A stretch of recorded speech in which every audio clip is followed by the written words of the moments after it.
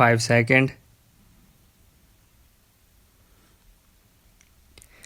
Madam Deputy Chairman, I wish to draw your attention and through your the attention of the government to a serious news which came out in the press on 18th March in the Calcutta edition of the Economic Times.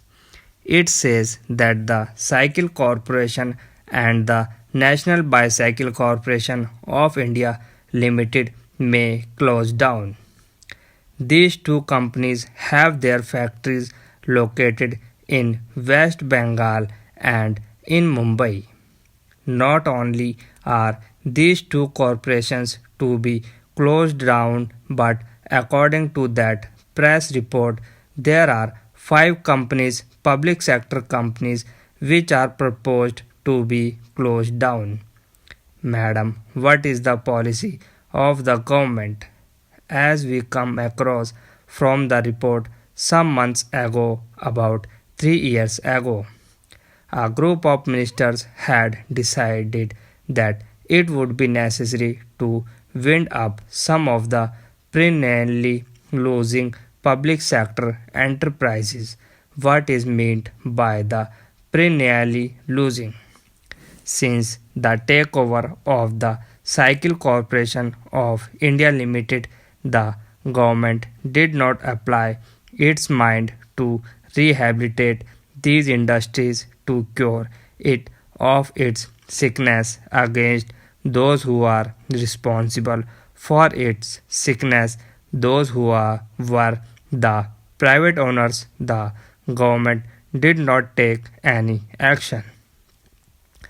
Before the nationalization, the Cycle Corporation of India was under the charge of the central government. It was then under the Industrial Reconstruction Corporation of India. For these long years, the government did not take any action. I know workers had entered into an agreement with the company to produce 1000 cycles per day. But in 1975, under the cover of emergency and the terror that was let loose in West Bengal, the trade union was suppressed and an agreement to produce 2000 cycles was clamped on the workers. Some workers had voluntarily retired.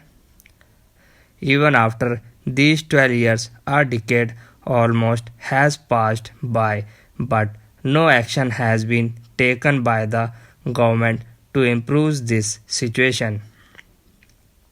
The workers are faced with losing their jobs. How does the mind of the government act? As we have seen, a part of the company was transferred to Hindustan Cables Limited without entering into any deed of transfer, without entering into any agreement on what the price will be, what the cost will be of that transfer. What I say is that this proposal should be abandoned. The factories proposed to be privatized should be kept in the public sector.